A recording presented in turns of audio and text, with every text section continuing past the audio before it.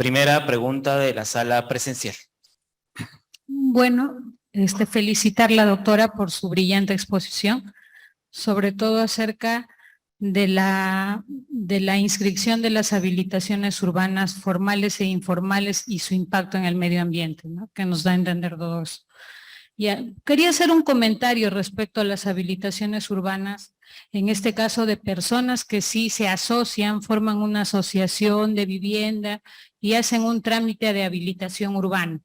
Ellos ya la vía que les aprueba a nivel municipal dejan sus áreas de aporte, planificadamente se distribuyen las formas en que van a vivir, su zona de recreación pública, sus áreas de aporte, sus áreas de cesión de vías que son obligatorias para que puedan independizarse. Pero hay un problema en ellos, tal vez porque no tienen el poder adquisitivo como una asociación, no terminan inscribiendo su recepción de obras, ¿no? Entonces ahí es un obstáculo. Ellos vendrían a hacer ya una habilitación urbana informal porque no logran independizarse. Frente a las ventajas que le ofrecen en caso de aquellos poseedores que invaden áreas del Estado, que ni siquiera cumplen con la normativa de la zonificación que está aprobada en ese ámbito que viven, se aprueban lotes pequeños, pero están amparados por la promoción que tienen al acceso, ¿no? Por su nivel adquisitivo menor. Entonces ahí se ve que la persona que sí quiere acceder siguiendo todos los procedimientos al final tiene el mismo nivel que una invasión informal. Frente a esos hechos, sí deberíamos ver cómo ayudarlos o el Estado cómo ayudar no solo al informal, sino al que quiere ser formal e incluso le ha costado más ese terreno y no ha sido de forma gratis. Esa sería un comentario. El otro caso sí ya es respecto a las vías públicas.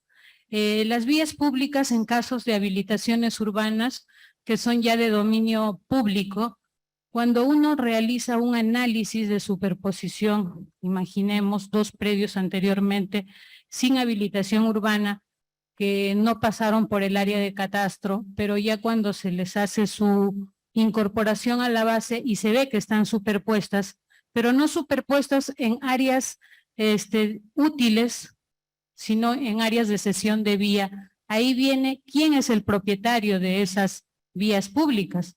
¿Por qué? Si uno encuentra que hay una superposición entre ambas, que viene a ser una vía pública, ¿qué hace el registro? Notificaría al titular de la matriz, pero ya sabemos que esa habilitación urbana inscrita para que acceda a esa independización ya lo cedió, ya no sería conveniente que se notifique al titular, sino ya es un dominio público, es decir, todos nosotros vendríamos a ser los afectos en el caso que quisieran cerrar esa área superpuesta que ya viene a ser de dominio. Ese tratamiento de no poder proteger en aquellos casos o determinar quién es el titular de esas vías públicas, mal hace, ¿no? Notificando al anterior que ya lo cedió. Esos serían mis comentarios. Le agradezco, ingeniera, sus comentarios. Sí, efectivamente, o sea, tampoco el tema pasa por, bueno, esta excepcionalidad, este régimen temporal ya no debe ser, o mejor dicho, ya debe ser temporal y acabado. Entonces, la necesidad de muchos compatriotas está ahí, se necesita tener acceso a vivienda. Entonces, lo vamos a hacer siempre, esto, invasión, sanear, formalizar. Entonces hay que hacer algo más, ¿no? Hay que ver qué es lo que está fallando. ¿Serán las normas? ¿Serán las municipalidades? ¿Será el registro? Hay que hacer un control. Ahorita, por ejemplo, sabemos de que la misma superintendencia está empezando un mapeo general para poder determinar dónde están los cuellos de botella que están, pues, perjudicando los plazos de atención y la atención al ciudadano. Yo creo que lo que hay que hacer, más que simplemente seguir prorrogando estos plazos, pues ver qué es lo que está fallando realmente y fomentar, pues eso lo que habíamos visto en las diapositivas, a estas promotoras formales. Lo que decía la ingeniera es muy cierto y lo puse también en mi ponencia. El ejemplo de usted es claro, hemos visto cómo habilitaciones urbanas que se han llevado a cabo, ¿no?, con todo el riesgo económico, ¿no?, que tienen para ver si es que se va a lograr la ansiada inscripción o no, hemos visto que viene a morir a veces en el registro. Entonces habría que analizar eso. Le agradezco, ingeniera, los comentarios. Muchas gracias, doctora Paola Velasco. Siguiente pregunta de la sala presencial. Buenas tardes a todos los presentes. Gracias, doctora, por su excelente ponencia, un tema muy interesante. Y en relación a lo que usted mencionaba respecto a la función del registro, de repente, como contribuir un poco más al control o a manera de filtro quizás respecto a las habilitaciones urbanas fraudulentas, es muy común, por ejemplo, ver hoy en día en el registro que se presentan, como usted bien dijo, títulos que esconden detrás una habilitación urbana, pero se presenta, por ejemplo, a manera de independización de predios rústicos ubicados en zonas de expansión urbana. Y es una realidad también que existe una gran limitación en la calificación registral debido a los precedentes en relación a que no es posible calificar el fondo respecto de este tipo de independizaciones que ya están aprobadas por la municipalidad, ¿no? Porque la municipalidad asume competencia en estos casos. Y se presentan, por ejemplo, estas independizaciones y en vez de las famosas vías, pues se establecen servidumbres, ¿no? ¿Cómo cree usted que podríamos contribuir a un mejor filtro, a un mejor control para dejar de que estos títulos ya no accedan al registro? ¿Cree usted que podría mejorarse en este aspecto la función registral o de alguna forma quizás que estos precedentes no sean aplicables a estos casos tan notorios, porque hay una vulneración expresa de la norma, ¿no? Incluso tengo conocimiento de que existe una limitación respecto al área, ¿no? Por ejemplo, en terrenos rurales no podría dividirse por menos de 1 hectárea, y sin perjuicio de ello hay municipalidades que lo aprueban y debido a estos precedentes pues no podríamos observarle respecto a este tema porque ya es una cuestión de fondo. ¿Qué opina usted al respecto, doctora, y cómo podríamos de repente contribuir un poco más en ese aspecto? Gracias. A usted por la pregunta. Bueno, esta siempre creo que es la pregunta que va desde que este precedente fue aprobado.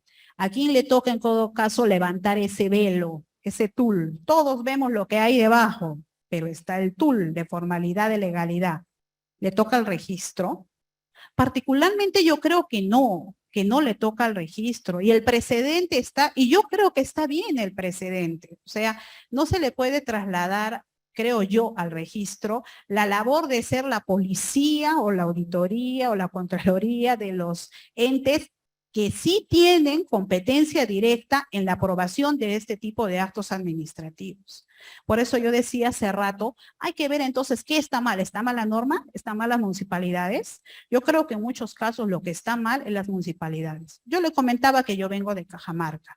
En Cajamarca hay algunas provincias pequeñas.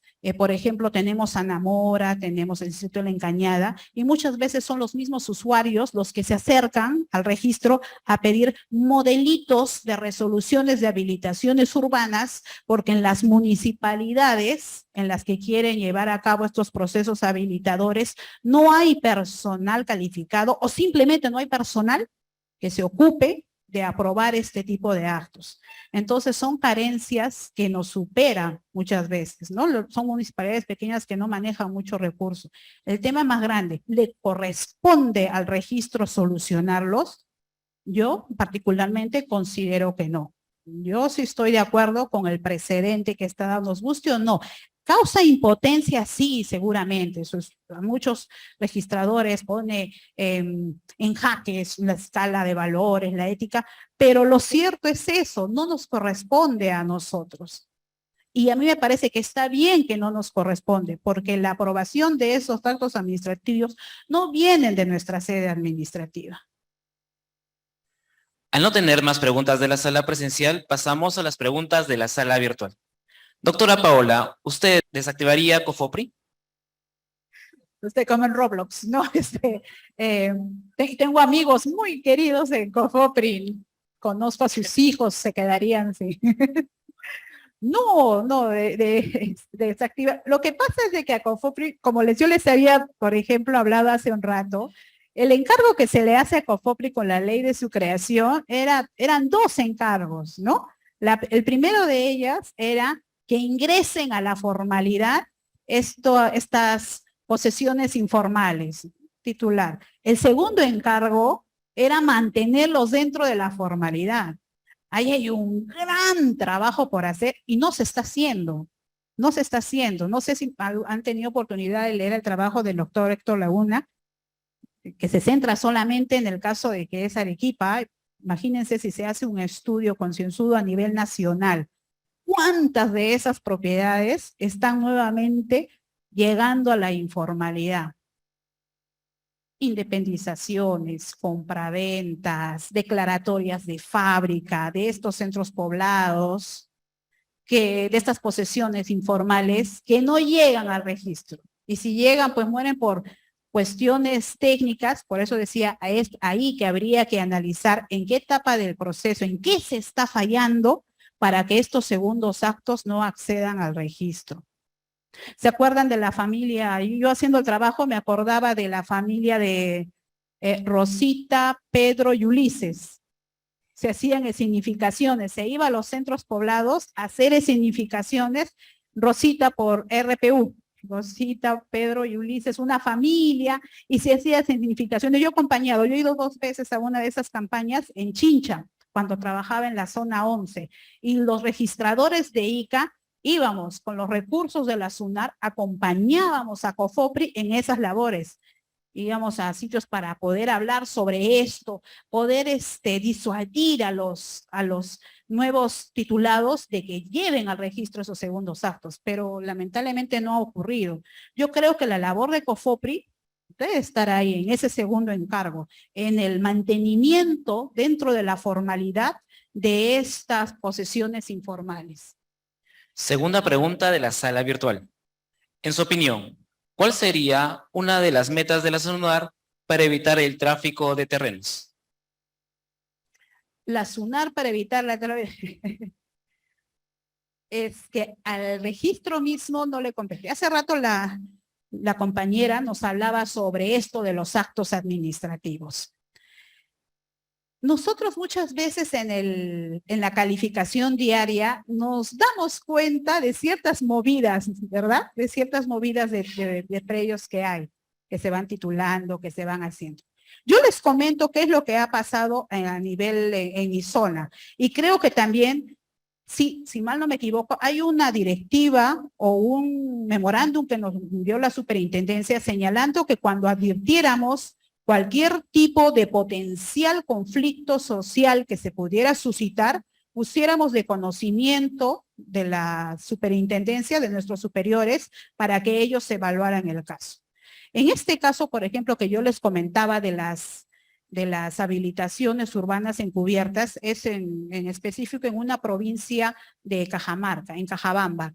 Nosotros, como oficina registral y con la anuencia de nuestra jefatura y nuestro jefe UREC, nos hemos reunido varias veces con el director de titulación y catastro de la municipalidad. Es más, no tenían ni siquiera su plan de desarrollo urbano aprobado. Incluso la misma oficina registral con personal del área de catastro se había comprometido a guiarlos para que con el Colegio de Arquitectos pudieran elaborar su plan de desarrollo urbano.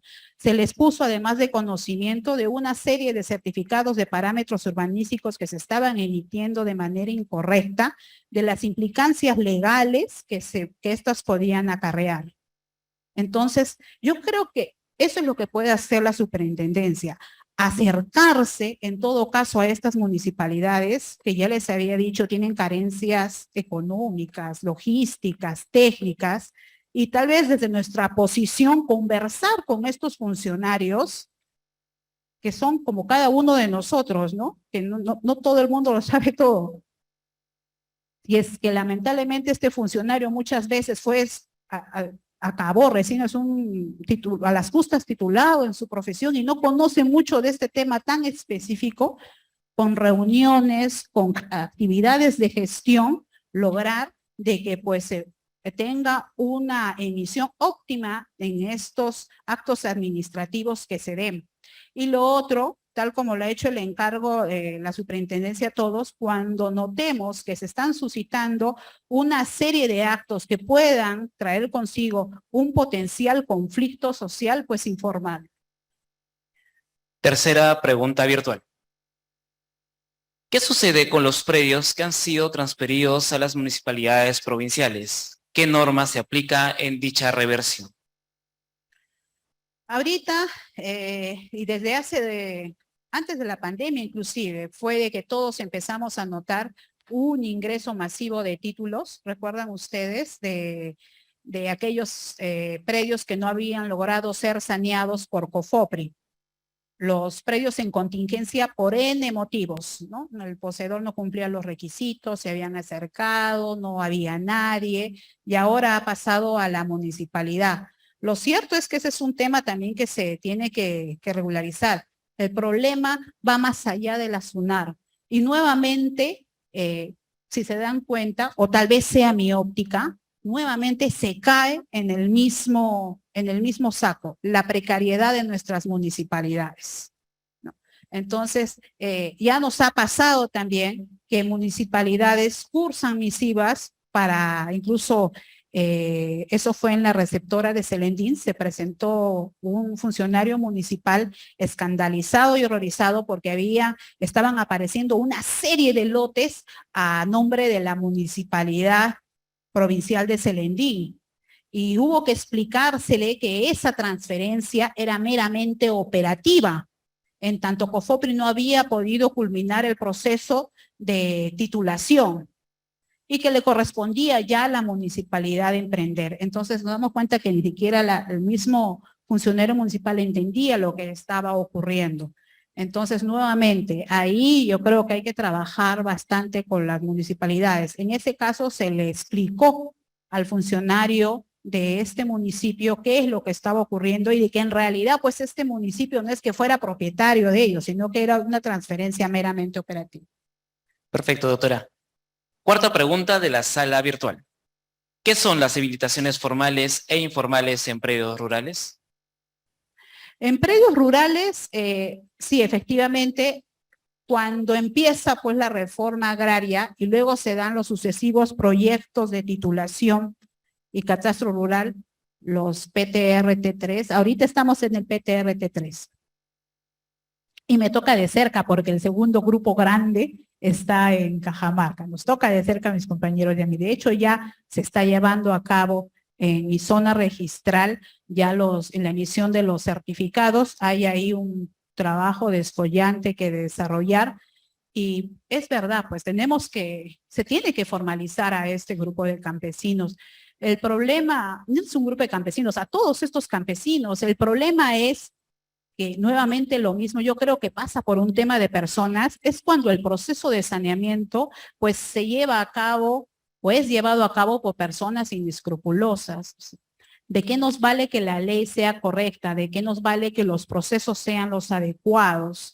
¿De qué nos vale que los trabajadores cumplan la función o el rol que se les ha asignado si lamentablemente hay personas inescrupulosas que tuercen todo el procedimiento para lograr un beneficio? Siguiente pregunta de la sala virtual. El gobierno regional, encargado de realizar el saneamiento de predios rurales, ¿puede solicitar la inscripción de predios rurales con configuración de una habilitación urbana? No. Ahí hay que hacer una diferencia, ¿no? Cuando yo estoy hablando de predios rurales y cuando yo estoy hablando de predios urbanos, los rurales que estén en zona de expansión urbana, pero el problema se suscita no por la norma que establece quién tiene competencia en qué, sino cuando no se ha levantado ni siquiera el PDU, como les había dicho hace un momento, en una provincia grande, importante, dentro de Cajamarca, por ejemplo, ni siquiera tenían un PDU. Entonces, ¿cómo puedo saber yo como municipio, en un plano, qué es lo que es de mi competencia y qué no? Si es que precisamente por las carencias y limitaciones que tengo, no puedo hacerlo. La norma está cantado, te dice qué es y qué no es, pero si yo no levanto ese plano, si no, yo no hago ese trabajo de campo por X motivos, pues lamentablemente no se va a poder lograr eso. Y eso es lo que ocurre, ¿eh? No es broma y seguramente a muchos les ha pasado que llega a sus escritorios habilitaciones urbanas de predios que son, no habilitaciones urbanas, son como subdivisiones de predios que son eminentemente rurales. Es más, hasta le ponen comunidad catastral tal, ¿no? Y le ponen el tipo de medición que es propia de un predio rural. Y la municipalidad, cuando uno conversa con esos funcionarios, el mismo funcionario municipal no sabe de que no tenía competencia para poder emitir actos administrativos respecto a esa área de terreno que es de competencia de las direcciones de titulación y catastro rural de las direcciones regionales. Perfecto, doctora. Siguiente pregunta de la sala virtual. Con respecto a las habilitaciones urbanas, ¿por qué la SUNAR al momento de la inscripción no verifica si el predio se encuentra fuera de la inspección urbana o no verifica que los documentos que se emiten no están conforme a los reglamentos de la ley 29090? Nuevamente, hago hincapié en lo siguiente. Yo sí estoy de acuerdo con el precedente de observancia obligatoria que señala que nosotros no debemos cuestionar los actos administrativos. Y esa es la razón de ser por la cual nosotros no cuestionamos los fundamentos que vienen en estas resoluciones. Finalmente, lo que verificamos son aquellos requisitos que el reglamento y nuestras normas internas mandan que debamos verificar para que esos actos tengan acceso al registro. Perfecto, doctora. Siguiente pregunta de la sala virtual. ¿Considera usted que una subdivisión que lleve encubierto una habilitación urbana en donde no exista ningún tipo de aporte, debería la ley imponer una carga registral? Si se dan cuenta, o es solo impresión mía, creo que todo va más o menos, las preguntas están yendo en el mismo sentido, ¿no? Como si es que le corresponde a nosotros como registros ponerle coto a estas situaciones que se están presentando. Yo creo que las normas están ahí, están claras, que haya que llevar a cabo un proceso para poder determinar dónde hay que darle una vueltita a la tuerca, dónde hay que afinar cierto proceso para poder fomentar, por ejemplo, estas inmobiliarias formales, y puede ser así. Pero yo creo que ya, si, por ejemplo, para el caso de las subdivisiones, que pongamos una carga, eso será finalmente pues facultad de la misma municipalidad, como lo ve. Pero si la municipalidad cumple con el encargo que le ha dado su ley, y lo hace como corresponde, pues no habría necesidad de hacer este tipo de cargas en entendiendo de que estos procesos urbanísticos pues se harían conforme a ley y no simplemente con una aparente formalidad que tendríamos que estar toreando, si me disculpan el término, con este tipo de actos, ¿no? Sugeridos en la pregunta. Perfecto, doctora Pola. Siguiente pregunta de la sala virtual. Si no desactivaría COFOPRI, ¿qué medidas tomaría en dicha entidad? Yo le indicaría a la persona, hacer con COFOPRI. Bueno, lo que habría que hacer, como les había comentado, es llevar a cabo, emprender funciones para poder mantener dentro de la formalidad. Una de las funciones, por ejemplo, también de COFOPRI era lo que, y en algún momento yo conversando con algún servidor del organismo de formalización, era de que ellos también saneaban lo que eran estos los edificios, los departamentos, aquellos bienes de propiedad exclusiva y común. Y señalaban, por ejemplo, en Lima que está tan tuborizada, ocurrían este tipo de edificios informales y alguien me comentaba, el jefe en ese entonces yo trabajaba en Ayacucho, él me comentaba que ahí había bastante trabajo que hacer, pero que no se podía hacer por cuestiones logística, normatividad, pero por ejemplo, sí, todavía COFOPRI tiene mucho por hacer, bastante por hacer. Yo no quiero decir, ojo, o sea, el tema de mi exposición no es que estoy en contra de COFOPRI. Lo que yo estoy en contra es con la ampliación del plazo que se le ha dado para seguir formalizando hasta diciembre del 2015 a las posesiones informales. Perfecto, doctora Paola Vázquez. Agradecemos con un fuerte aplauso la participación de la doctora. Y pedimos, por favor, ponerse en el centro del escenario para la foto de recuerdo.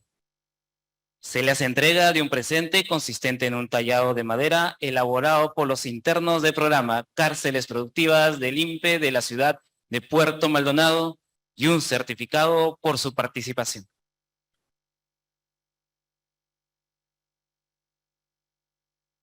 Y despedimos a la doctora Paola Velasco con muy fuertes aplausos.